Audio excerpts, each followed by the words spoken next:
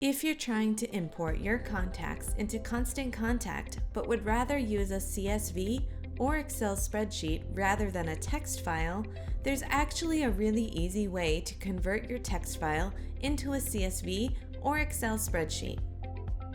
In this short video, we'll show you how. To get started, open a blank Excel spreadsheet. In the Data tab, click the From Text option. Select the text file you want to convert and then click Import. Select Delimited from the options and then choose Next.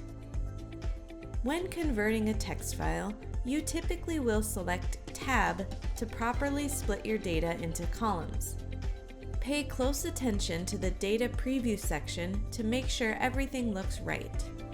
Then click Next.